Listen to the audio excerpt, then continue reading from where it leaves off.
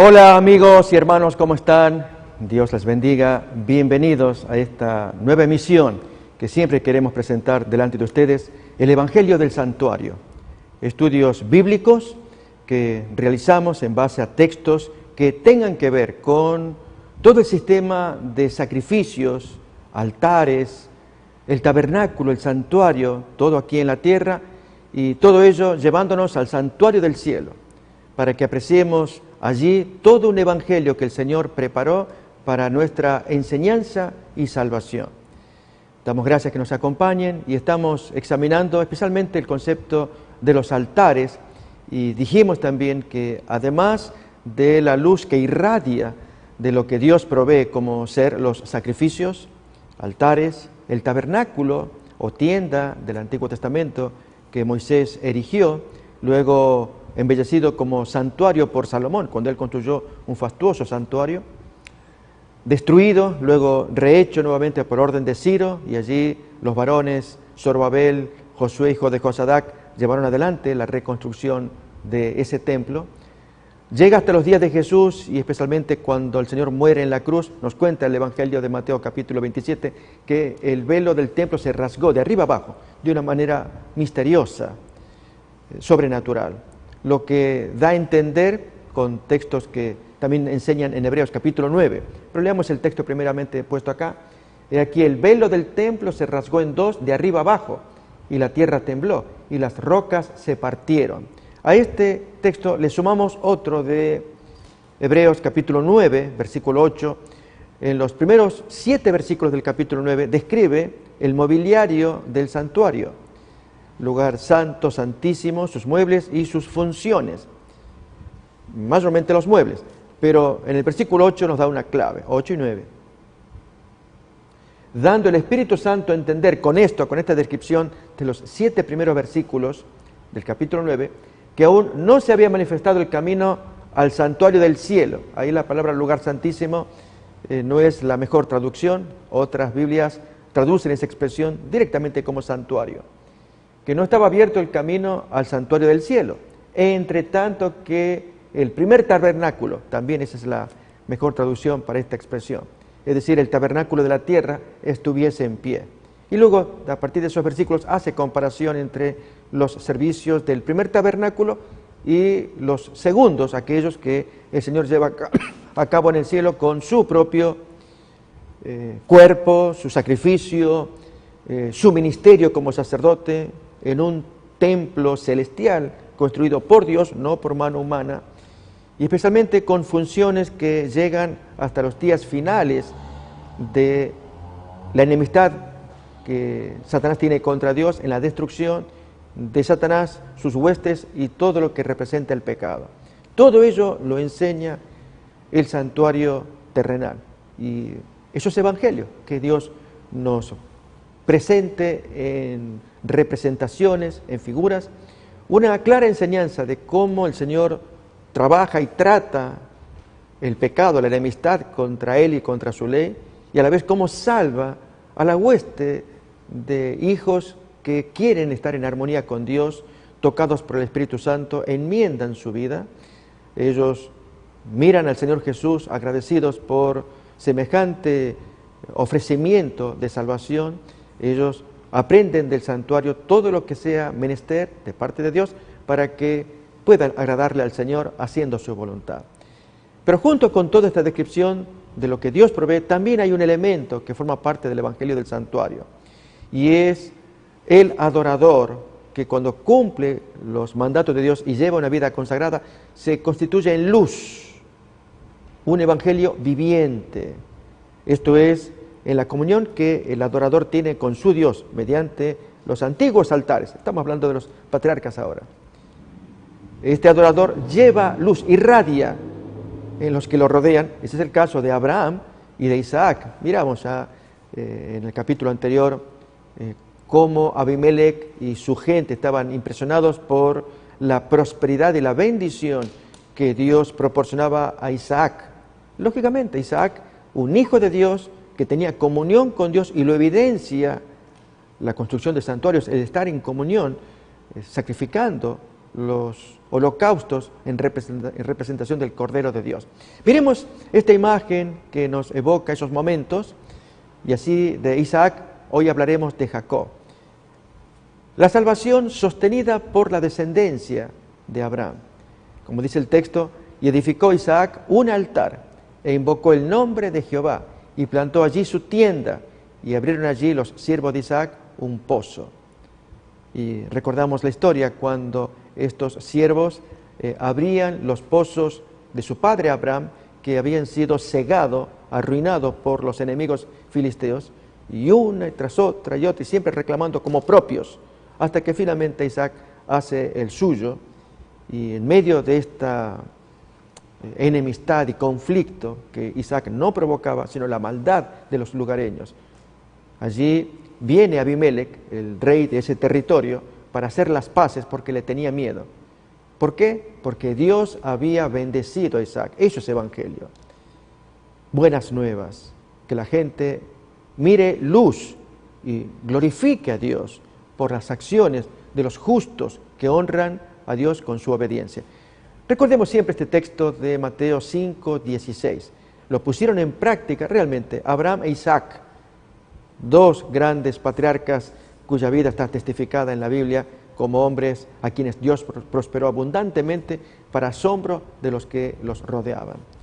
Miramos. Así alumbre vuestra luz delante de los hombres, para que vean vuestras buenas obras y glorifiquen a vuestro Padre que está en los cielos. Así que también incluimos la vida de estos santos como parte de este evangelio descriptivo del santuario que estamos presentando. Vamos pues entonces a continuación a hablar de nuestro personaje Jacob. Miremos a continuación los textos, la salvación revelándose a la descendencia. Y erigió Jacob un altar y lo llamó el Elohé Israel, que significa Dios, el Dios de Israel. Los textos que allí aparecen, que los vamos a estudiar, son mayormente capítulo 33, 35, también 28. Y hacer una historia, mis queridos amigos, muy interesante. Sobre todo hay luz en el capítulo 35, en la primera parte, que ya vamos a mirar. En primer lugar, Jacob es un hombre que va a cargar un pecado. A instancia de su madre, ella quería que su hijo menor heredara todas las bendiciones de la primogenitura. Si bien ya había sido profetizado al nacimiento de estos dos hermanos, que el mayor serviría al menor. Dios lo profetizó. Solamente que no es necesario que el hombre entorpezca los planes de Dios, como lo hizo Rebeca, que ella metió mano para que se cumpliera la profecía. Dios lo puede hacer cumplir de cualquier otra manera. Muchas veces el hombre estropea planes, pero Dios hace triunfar su causa. Como podemos decirlo, Dios escribe derecho en las líneas torcidas de los humanos. Somos nosotros los responsables de los renglones torcidos, pero la escritura que va por allí va derecha y se la puede leer y apreciar. Así Dios escribe recto en medio de las líneas torcidas. Miremos pues entonces Génesis capítulo 27, versículo 41 en adelante. Esta experiencia, vamos a mirar pocos versículos para llegar a un clímax, y es la enemistad de Esaú contra Jacob, su odio para querer matarlo, y allí Jacob tendrá una experiencia, que es la que Dios quiere, la experiencia de que Jacob, pecador, se encuentre con su Salvador. Y amigos, que esto a la vez nos represente. De hecho, esta experiencia de Jacob se ilustra, según un texto de Jeremías 30, como el tiempo de angustia de Jacob que los santos sufrirán en los últimos días, cuando el cierre del tiempo de la gracia. Todos aquellos pecados que habían sido cometidos tienen que ser confesados, tienen que ser abandonados, porque nos enfrentaremos con Dios. Le pasó a Jacob que cuando el ángel se acercó allí, si él hubiera mantenido un pecado inconfeso, el ángel podría haberlo destruido. Leamos pues entonces Génesis capítulo 27, versículo 41 en adelante. Y aborreció Esaú a Jacob por la bendición con que su padre lo había bendecido. Y dijo en su corazón: llegarán los días de luto de mi padre, y yo mataré a mi hermano Jacob. Capítulo 28, versículo 1. Allí se nos habla del plan de los padres, de enviar lejos a Jacob para que consiga pareja, novia, esposa, no entre las cananeas que ofendían a los papás, según el versículo anterior. Allí lo podemos mirar, el último versículo del capítulo 27. Dice allí: y dijo Rebeca a Isaac: fastidio tengo de mi vida a causa de las hijas de Et. Si Jacob toma mujer de las hijas de los heteos, que eran también de los naturales cananeos, como estas de las hijas de esta tierra, ¿para qué quiero la vida? No quiero vivir más, no soporto estas nueras. Y uno se imaginaría qué tipo de conducta llevarían estas mujeres, hijas del común del pueblo pagano de esos días. Y su hijo mayor, pues, era el marido de dos de ellas. ¿Qué hacen entonces este matrimonio? Capítulo 28:1, leemos. Deciden que Jacob se vaya de ese territorio a buscar novia en otra parte. Entonces Isaac llamó a Jacob y lo bendijo y le mandó diciendo: no tomes mujer de las hijas de Canaán. Recuerden que ese fue el consejo que Dios le había dado a Isaac, según aparece en el capítulo 26:3. Habita como forastero, Génesis 26:3. Habita como forastero en esta tierra y yo estaré contigo y te bendeciré. O sea, no te mezcles con los naturales, ni hagas parentesco con ellos. Este es el consejo que Dios más adelante se lo va a dar a Moisés como ley para todos los israelitas, como cuenta Deuteronomio capítulo 7, versículo 4. Todos los hijos de Israel no debían emparentar en absoluto con ninguna de estas mujeres paganas. Leemos el versículo anterior. Y no emparentarás con ellas, no darás tu hija a su hijo, hijo pagano, ni tomarás a su hija pagana para tu hijo. ¿Por qué? Porque desviará tu hijo de en pos de mí y servirán a dioses ajenos. Y el furor de Jehová se encenderá sobre vosotros y te destruirá pronto. Recordemos que esto pasó con Salomón. Como ya siendo mayor, viejo, pues las esposas jóvenes desviaron el corazón de este hijo de Dios para adorar también esos dioses de estatuas que ni ven ni oyen, y esto ofende a Dios. Así que ese es el consejo que le va a dar Isaac. Lamentablemente su hijo mayor no lo escuchó, rebelde, no quiso hacer caso, de no emparentar con las lugareñas. Otra vez, Génesis 28:1, seguimos leyendo lo que Isaac le dice a su padre: no tomes mujer de las hijas de Canaán. Levántate y ve a Padán Aram, a la casa de Betuel, padre de tu madre, y toma allí mujer de las hijas de Labán, hermano de tu madre. Y el Dios omnipotente te bendiga y te haga fructificar y te multiplique hasta llegar a ser multitud de pueblos. Y efectivamente, Jacob obedece allí a su padre, su madre le da la bendición, esperando volver a ver a su hijo, y nunca más lo va a volver a ver.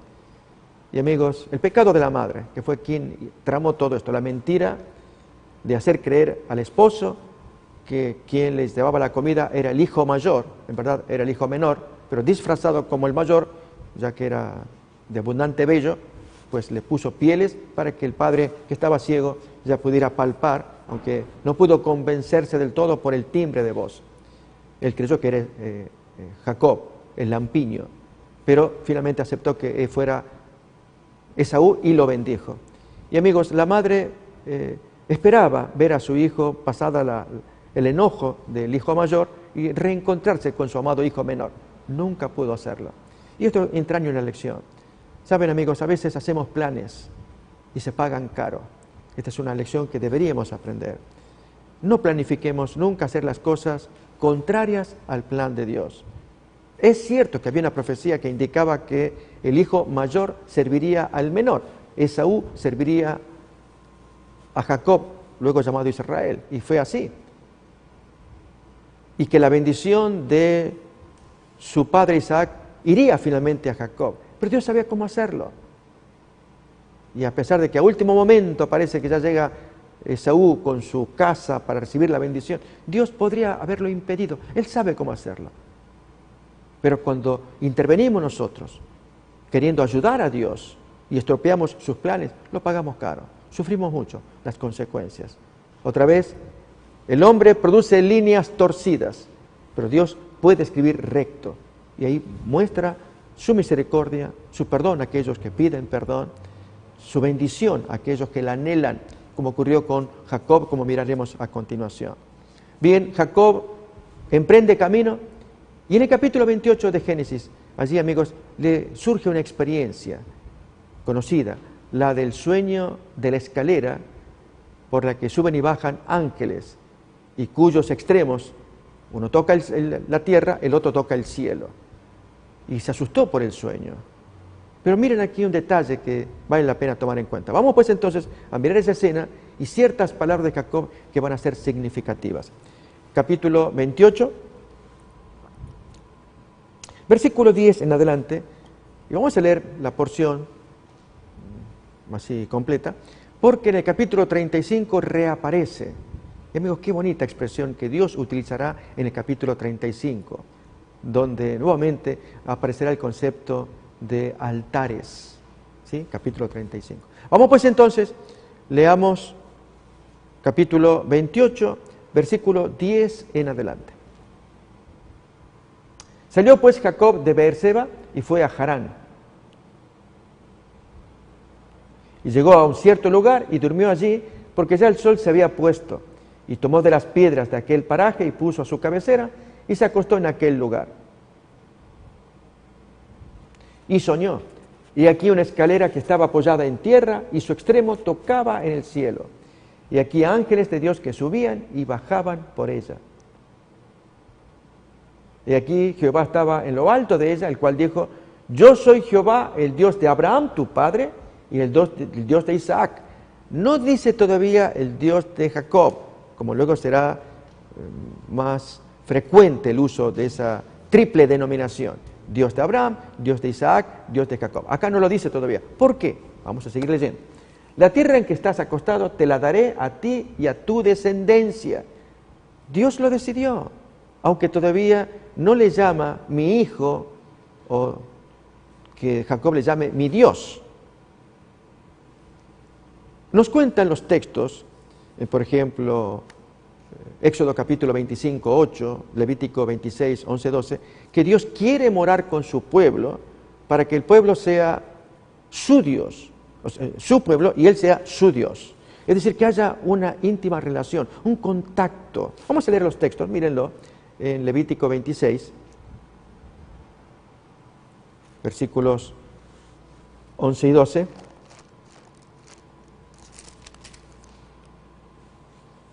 Y pondré mi morada en medio de vosotros, y mi alma no os abominará, y andaré entre vosotros, y yo seré vuestro Dios, y vosotros seréis mi pueblo. Esa es la esencia del propósito de Dios mediante los altares, mediante la tienda o tabernáculo, mediante el santuario y los sacrificios que se celebraban en ellos. Quiero morar con ustedes, ser el Dios de ustedes y que ustedes sean mi pueblo. Pero en este caso todavía no funciona así, hasta que lo miremos en el capítulo 35. Seguimos nuevamente leyendo el capítulo 28, la palabra de Dios que dijo: yo soy el Dios de Abraham y el Dios de Isaac, yo te voy a dar esta tierra a ti. ¿Qué más dice? Versículo 14. Será tu descendencia como el polvo de la tierra y te extenderás al occidente, al oriente, al norte y al sur, y todas las familias de la tierra serán benditas en ti y en tu simiente. He aquí yo estoy contigo y te guardaré por donde quiera que fueres, y volveré a traerte a esta tierra. Tú te vas lejos, Harán. Harán quedaba cerca de Ur de los Caldeos, allí en tierra de Babilonia. Así que él se iba lejos para buscar entre la parentela la que sería su esposa. Porque no te dejaré hasta que haya hecho lo que te he dicho, porque había un juramento hecho a Abraham, recordemos. Y Dios mantenía su palabra. Y despertó Jacob de su sueño y dijo: ciertamente Jehová está en este lugar, yo no lo sabía. Y tuvo miedo y dijo: cuán terrible es este lugar, no es otra cosa que casa de Dios y puerta del cielo. Y se levantó Jacob de mañana tomó la piedra que había puesto de cabecera y la alzó por señal y derramó aceite encima de ella. Hizo una ceremonia allí, lo que llamaríamos un altar. Derrama aceite, no hay sacrificio todavía, pero hay promesas. A ver, ¿cuál de ellas? Y llamó el nombre de aquel lugar Betel, aunque Luz era el nombre de la ciudad primero. Betel es casa de Dios. E hizo Jacob voto diciendo, noten aquí, amigos, la descripción de las palabras de Jacob. Si fuere Dios conmigo y me guardare en este viaje en que voy, y me diere pan para comer y vestido para vestir, y si volviere en paz a casa de mi padre, Jehová será mi Dios. Porque hasta ese momento, amigos, el Dios de Jacob era el Dios del Padre. No tenía una experiencia personal con el Señor. Y este detalle se torna muy importante. Cuando criamos a nuestros hijos, cuando están niños, jóvenes, Dios para ellos es la imagen de los padres. Hasta que ellos maduren y puedan distinguir entre su papá y Dios. Déjenme que les cuente una experiencia doméstica. Cuando mis niños eran pequeños, yo solía enseñarles acerca del papá chico y el papá grande. Y por lo tanto, debía ser cuidadoso de dejar una imagen del papá grande a través del papá chico. Y si el papá chico era demasiado por aquí, por allá, si ese es el papá chico, ¿cómo será el papá grande? En el caso de Jacob, su Dios es el Dios de su padre. Pero si tú me ayudas, tú me bendices, yo necesito qué comer, tengo un viaje largo, que tú me guardes, dame ropa, dame comida, quiero llegar a destino y luego volver a mi padre. Entonces tú serás mi Dios. Y amigos, esa experiencia lo va a marcar, porque Dios va a cumplir su parte. Ok, Jacob, cumple la tuya ahora. Y de eso trata el capítulo 35, que ya vamos a llegar. Por eso, amigos, esta experiencia es una experiencia de comunión entre Dios y la criatura. Un momento especial en el entorno de Jacob, el sueño, se espantó. Esto es casa de Dios, aquí estaba Dios, yo no sabía. Y entonces él hace una solemne promesa: si tú me acompañas, tú serás mi Dios. Yo te voy a obedecer, lo que tú digas, lo que sea necesario, yo voy a trabajar por eso. Y amigos, Dios no se va a olvidar de ello, como aparece en el capítulo 35. Por eso vale la pena leer esta porción. Dios quiere que también nosotros tengamos una experiencia similar, de un encuentro con el Señor, donde podamos decirle: Señor, con esto que me acaba de pasar, quiero hacer mi promesa. Tú serás mi Dios. A veces ponemos condiciones, como las puso Jacob. Si tú me das pan para comer, vestido para vestir, si yo voy allá y luego regreso en paz y veo a mi padre. Lógico, él quería ver a su papá. Amigos, Dios puede escuchar las condiciones, pero hay algo que le interesa más, es que cumplamos el voto que estamos haciendo. Tú serás mi Dios, y yo apartaré la 10ª parte de diezmos para ti. Lo dice el siguiente versículo.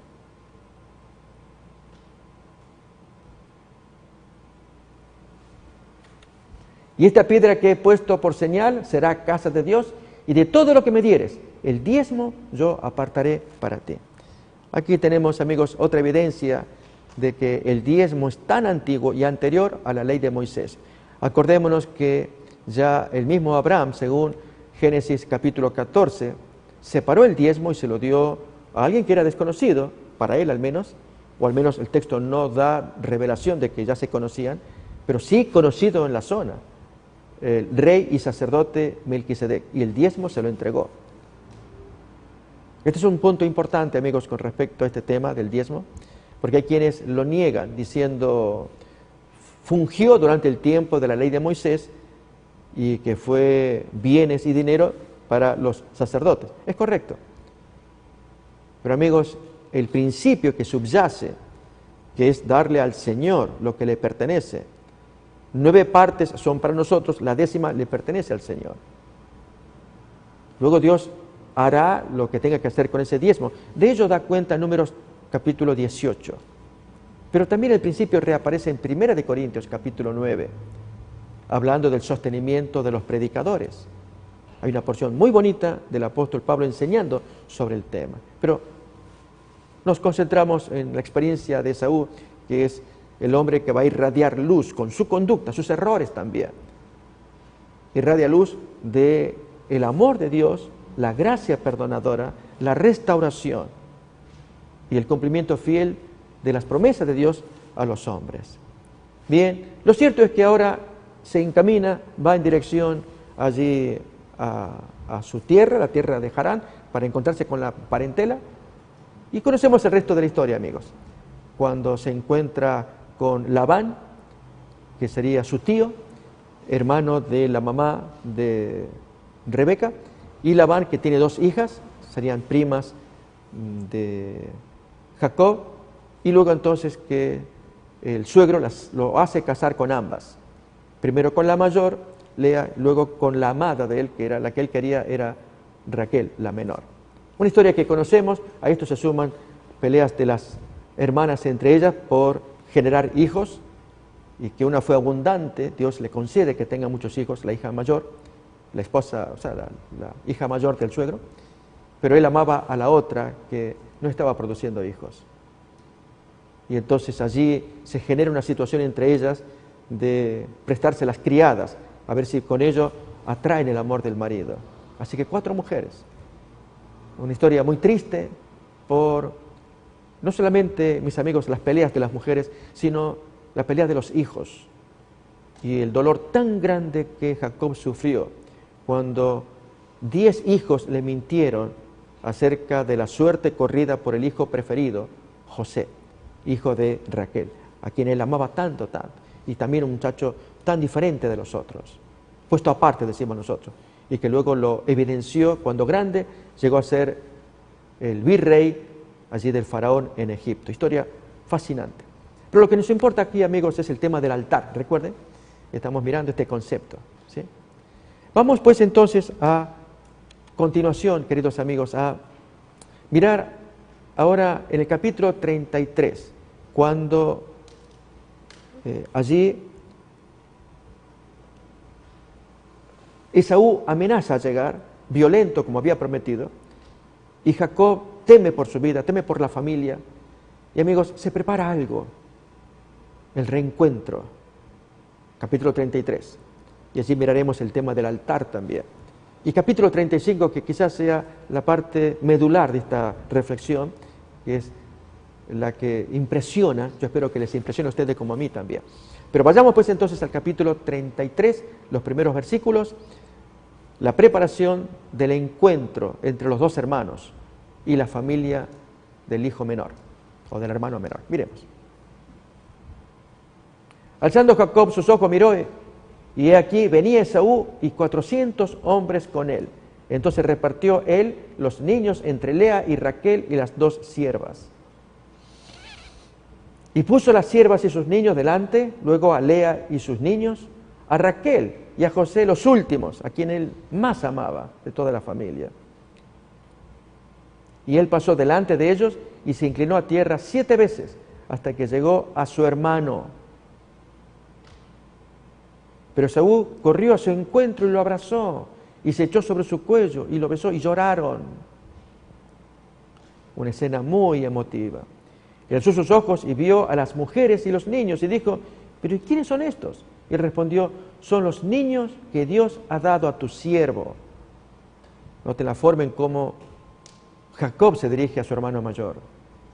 Una manera muy humilde, esperando que su hermano mayor tenga piedad y no le haga daño a él ni a la parentela, a toda la familia. Sigue más. Luego vinieron las siervas, ellas y sus niños, y se inclinaron. Vino Lea con sus niños y se inclinaron. Después llegó José y Raquel y también se inclinaron.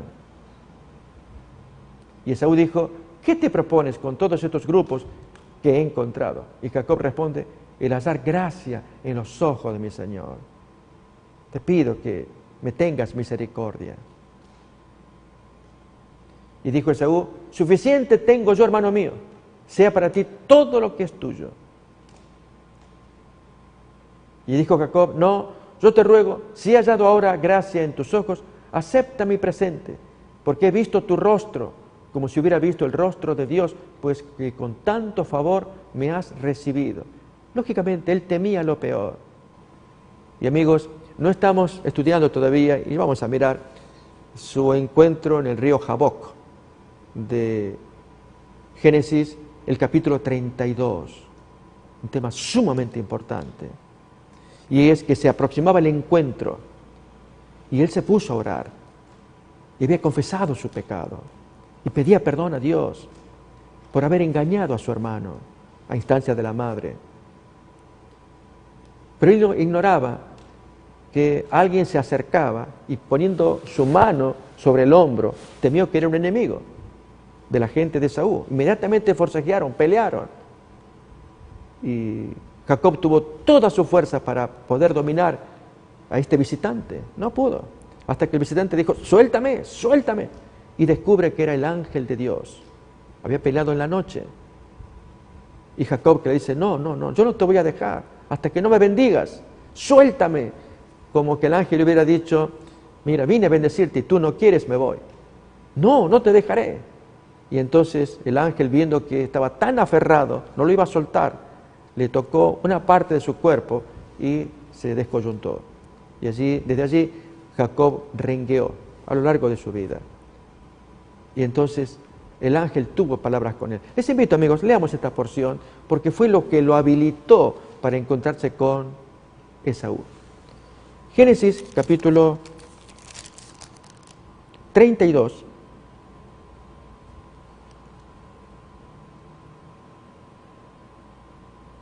Versículo 24, podemos leer. Así se quedó Jacob solo, mientras su familia, las dos esposas, las dos criadas, con todos los hijos, luchó con él un varón hasta que rayaba el alba. Y cuando el varón vio que no podía con él, noten la desesperación que Jacob tenía, tocó en el sitio del encaje de su muslo y se descoyuntó el muslo de Jacob mientras que con él luchaba. Así sí lo pudo dominar. Y dijo, déjame porque ya raya el alba. Y Jacob le responde, no te dejaré si no me bendices, porque ahí descubre que era un ángel del Señor. No, bendíceme. Y el varón le dice, ¿cuál es tu nombre? Y él respondió, yo me llamo Jacob, que significa suplantador. Y el varón le dice, no se dirá más tu nombre Jacob, sino Israel, porque has luchado con Dios y con los hombres y has vencido. Te doy la bendición. Entonces Jacob le preguntó, y declárame ahora tu nombre. Y el varón respondió, ¿por qué preguntas por mi nombre? Lo bendijo allí. No te voy a dar mi nombre. Y le da su bendición. Amigos, esta lucha tan intensa que tuvo Jacob rogando la bendición es aquella a la que se refiere, les voy a invitar a que me acompañen a leer Daniel capítulo 12, versículo 1 en adelante. Miremoslo. En aquel tiempo se levantará Miguel, el gran príncipe que está de parte de los hijos de tu pueblo, y será tiempo de angustia, cual nunca fue desde que hubo gente hasta entonces. Pero en aquel tiempo será librado tu pueblo, todos los que se hallen escritos en el libro. ¿Cómo le llama acá? Tiempo de angustia. ¿Saben, queridos amigos, que ese tiempo de angustia es un tiempo en el que los santos, al final de los días, van a sufrir una terrible conmoción en su mente, en su corazón? Porque se verán asediados como de muerte. Recuerden la descripción del Armagedón que nos cuenta Apocalipsis capítulo 16, del 12 al 14 y 16. Y el versículo 15, que nos habla del pueblo de Dios que tiene sus ropas blancas con las cuales tiene que defenderse. No está más su intercesor, Jesús está bajando del cielo. Y ellos sufren un terrible tiempo de angustia, que la Biblia le llama el tiempo de angustia de Jacob, de la cual será librado tu pueblo. Bien, este tiempo de angustia de Jacob es el que estamos leyendo en Génesis capítulo 32. Y es rogar por la bendición, pedir por la bendición. Pero mis queridos hermanos, a la luz del texto que aparece en Proverbios capítulo 28, versículo 9, ¿será que podremos reclamar bendiciones cuando hay pecados inconfesos? Miremos. El que aparta su oído para no oír la ley, su oración también es abominable. ¿Cómo le llama acá? Oración abominable. Porque hay oraciones que podemos librar a Dios, pero con pecados a cuestas. Quiero invitarles a mirar uno. Esta parte va a ser muy importante de considerar. Y es, amigos, los servicios religiosos que nosotros estamos acostumbrados a llevar con pecados a cuestas.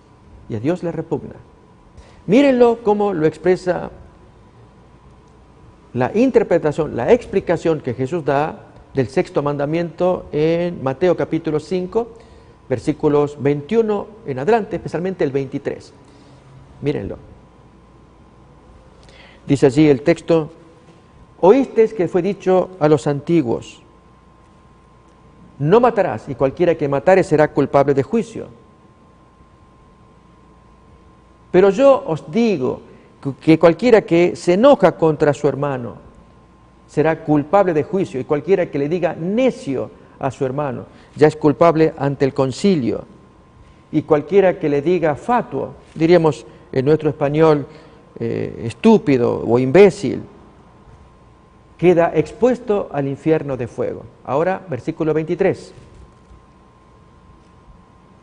Dice allí: por tanto, si traes tu ofrenda al altar y allí te acuerdas de que tu hermano tiene algo contra ti, deja allí tu ofrenda delante del altar y anda, vuélvete tras tus pasos, reconcíliate primero con tu hermano y entonces regresa y presenta tu ofrenda.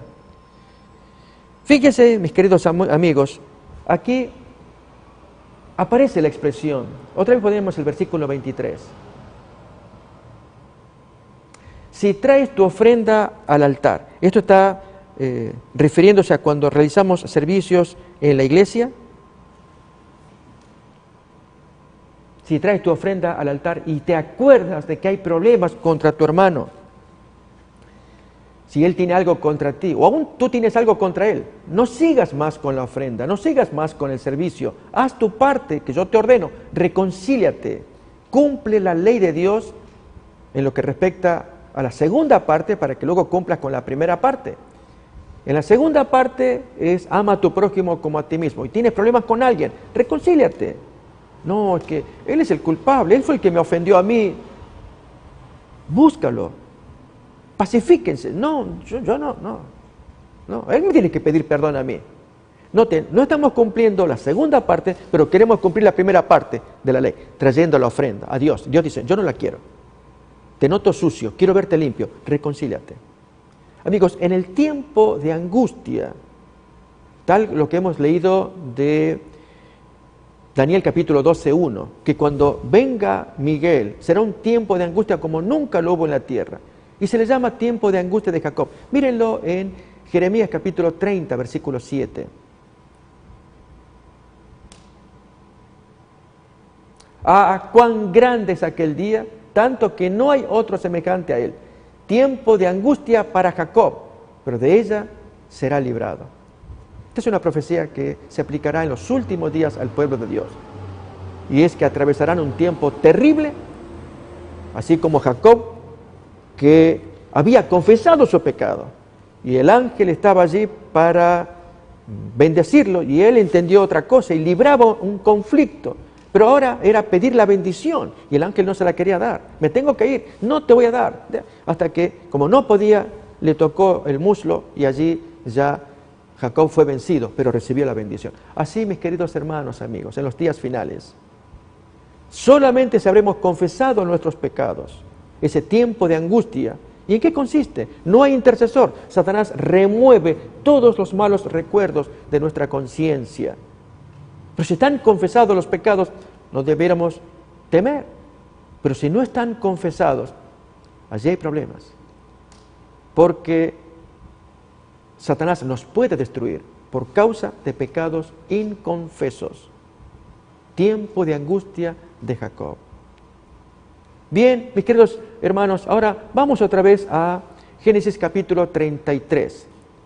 Y nuevamente les invito a que miremos la imagen que tenemos en la pantalla, cuando luego de encontrarse con su hermano, erigió Jacob un altar y lo llamó él Elohei Israel, el Dios de Israel. Leamos pues versículos 15 al 20, capítulo 33.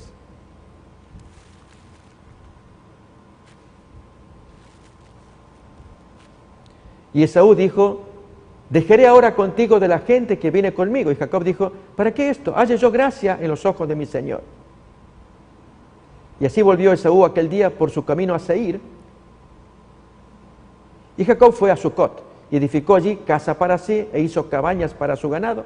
Por tanto llamó el nombre de aquel lugar Sucot, que significa cabañas en hebreo. Y después Jacob llegó sano y salvo a la ciudad de Siquem, que está en la tierra de Canaán, cuando venía de Padán Aram, y acampó delante de la ciudad. Y compró una parte del campo, donde plantó su tienda, de manos de los hijos de Hamor, padre de Siquem, por 100 monedas. Y erigió allí un altar, y lo llamó Dios, el Dios de Israel. Ahora, amigos, quiero invitarles a mirar el capítulo 35, un capítulo precioso, con una lección que vamos a mirar. Va todo el capítulo 34. Recuerden, es una breve historia de Jacob. Capítulo 34, no hay tiempo para estudiarlo ahora. Llevó sus andanzas, sus movimientos con sus hijos, sus mujeres. Pero capítulo 35, versículo 1 en adelante.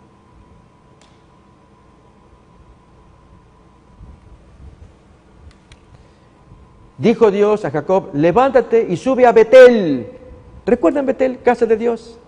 Y quédate allí y haz allí un altar al Dios que te apareció cuando huías de tu hermano Esaú. Así que él hizo el altar. Recuerda la piedra con el aceite. Dios le reconoce como altar, aunque no hubo sacrificio. Jacob no tenía animal de por sí, pero Dios le reconoce. Allí me hiciste un altar. Quiero que te vuelvas al encuentro del primer amor. Leámoslo, mis queridos hermanos. Van a ver cómo Dios le da importancia. En el capítulo 35, quiero que te vuelvas al capítulo 28, donde tú me encontraste en Betel, erigiste un altar, me hiciste promesas, te di el sueño, tú hiciste un pacto, que si yo te acompaño y te bendigo, pues te bendije, que yo sería tu Dios. Pero hay cosas que están mal acá. A ver, veamos, amigos, leamos el texto, capítulo 35 de Génesis, versículos 1 en adelante. Nos retrotraemos al capítulo 28, el primer encuentro entre Dios y Jacob. Dijo Dios a Jacob: levántate y sube a Betel. Recuerden, significa casa de Dios. Y quédate allí y haz allí un altar al Dios que te apareció cuando huías de tu hermano Esaú. Entonces Jacob dice a su familia, y aquí, amigos, revela algo muy importante. Y a todos los que con él estaban: quitad los dioses ajenos que hay entre vosotros, limpiaos, mudad vuestros vestidos. Oh, ¿qué estaba pasando? A pesar del primer encuentro tenido entre Jacob y Dios en Génesis 28, por causa del sueño, conmovido, asustado, establece allí un acuerdo con Dios. Levanta una piedra, le echa aceite, hace un pacto. Y tú serás mi Dios y tú me proteges, ¿ok? Yo te protegí, te di comida, te prosperé, te di esposas, hijos, te di abundancia. Y tú me sigues con tus dioses. La conciencia comienza a trabajar, mis queridos amigos. Nosotros estamos necesitando una revelación, como la del capítulo 35. ¿Cuántos de los que estamos aquí no habremos tenido nuestra primera experiencia con el Señor, como la que se registra en Génesis 28? Un primer encuentro entre Dios y la criatura, o la criatura y su Dios. Pero aquí que con el paso de las semanas se va enfriando, o como diría Apocalipsis 2:4, Jesús se lo dice a la iglesia de Éfeso: yo tengo algo contra ti, y es que has dejado tu primer amor. ¿Qué te pasó? Mis queridos amigos y hermanos, esta parte es muy importante. Noten, si el Señor le está citando el altar, aquel de piedras con aceite, ahí sí tú me hiciste un altar, una promesa. Y ahora, eso capítulo 28. Te encuentro en el capítulo 35 y quiero que regreses allá. Te salvé la vida de tu hermano, o sea, de la mano de tu hermano. Te prosperé en todo. Cumplí con lo que tú me pedías. ¿Y tú? ¿Permitiendo dioses ajenos en tu familia? Ahora sí tú dices, quiten los dioses. Lo tendrías que haber hecho desde el capítulo 28 en adelante. ¿Se entiende, hermanos? Mis queridos amigos.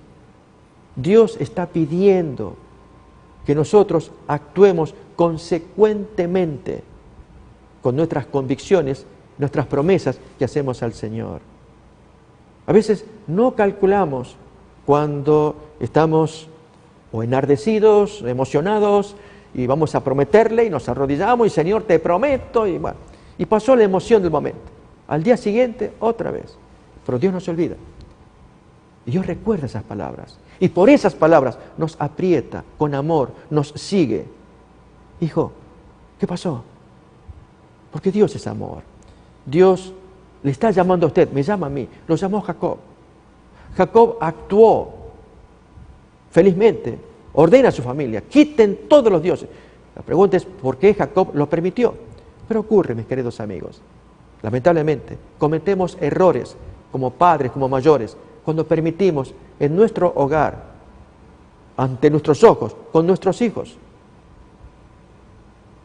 Es grave cuando son pequeños y lo permitimos.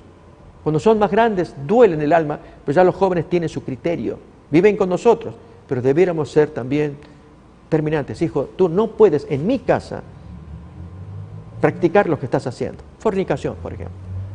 Pero papá, soy grande ya. Yo ya te dije que no quiero ir más a la iglesia. Sí, pero estás viviendo bajo mi techo, mi dominio.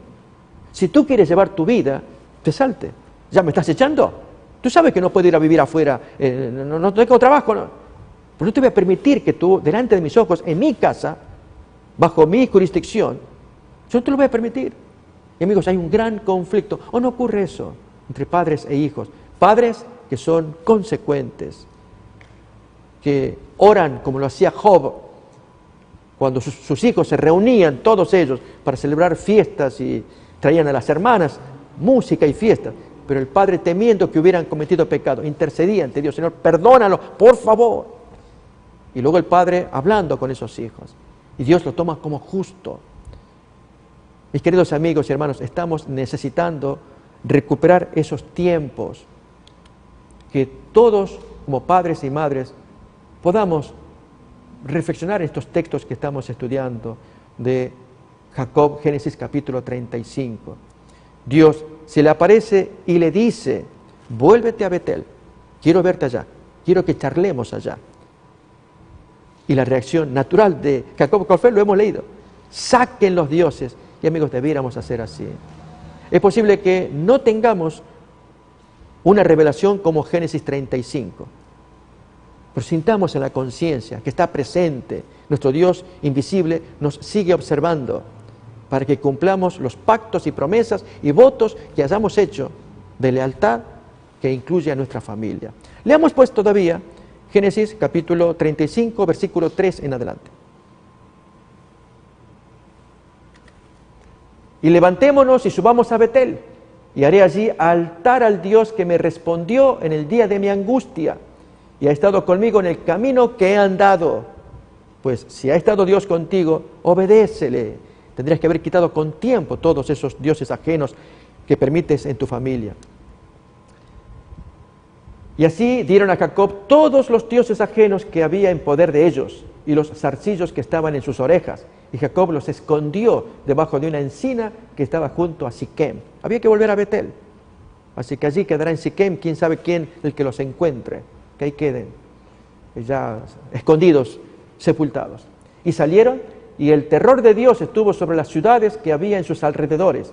Y no persiguieron a los hijos de Jacob. Recuerden, por lo que había pasado con Dina y la matanza que dos hijos, Simeón y Leví, hicieron contra todos los habitantes de Siquem.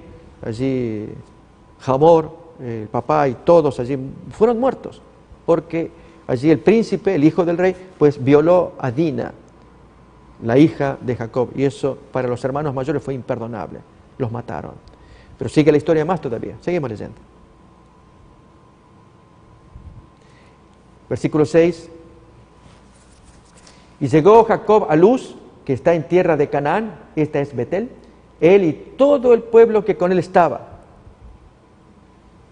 Edificó allí un altar y llamó al lugar El Betel, el Dios de Betel, porque allí le había aparecido Dios cuando huía de su hermano. Mis queridos hermanos, amigos que estamos escuchando, nuevamente yo les invito a que razonemos el propósito de esta serie, hasta acá, lo que estamos presentando. Y es el Evangelio del Santuario, título general, pero que lo observamos como Evangelio a través de los sacrificios, a través de los altares, a través de la tienda o tabernáculo, luego del santuario construido por Salomón. Pero ahora estamos mirando el Evangelio a través de la vida que irradia luz de aquellos que son hijos de Dios. Irradian luz o conflictos, dependiendo del caso. Jacob irradia luz, pero aquí vemos que se mezcló con un problema y tenemos que aprender nosotros. Dios cumple sus promesas, ama a ese hijo, lo protegió por amor a Abraham, recordemos. Esto hace que el juramento de Dios, como bien enseña Hebreos 6, es inapelable. Dios no puede jurar por alguien mayor que él, jura por sí mismo y le va a prometer la descendencia, la simiente que se cumple en Cristo. Y en Jesús, todos los que son hijos de Jesús llegan a ser parte de la descendencia de Abraham. Dios le cumplió a Abraham. Cuando él resucite mirará a la hueste de gente que se le parece a Abraham, que se parecen a Isaac. Y aquellos que cometemos errores nos pareceremos a Jacob, que tuvo un encuentro con nosotros e hicimos voto, pero con el transcurso de los capítulos de nuestra vida llegamos a un encuentro, a un momento en que Dios nos dice: hijo, quiero verte allá otra vez, porque has dejado tu primer amor. Y entonces allí la conciencia nos tiene que decir: ¿qué he hecho yo de mi vida? Quitar los dioses, las violaciones que hemos hecho a los mandamientos de Dios. Mis queridos amigos, deseamos que Dios les inspire a ustedes en estas historias que extraemos de la Biblia, luz, mensaje, un evangelio en el que el Señor perdona los pecados, nos da un nuevo corazón, si tan solamente creemos en las palabras de Dios. ¿Lo haremos? ¿Desearemos obedecer a Dios y mediante estos textos bíblicos extraer lecciones para que hagamos un pacto, una promesa, un voto con el Señor y le cumplamos andando fielmente mientras Él fielmente nos bendice y nos acompaña? Él perdona nuestros pecados. ¿Qué mayor don podemos recibir? Y nos provee a Jesús, que es nuestro sostén, cada día, cada hora, hasta que Jesús venga, el arcángel Miguel recoja a sus hijos y nos lleve al cielo. Amigos, que Dios les bendiga. Y nos estamos mirando en la siguiente emisión de El Evangelio del Santuario. Amén.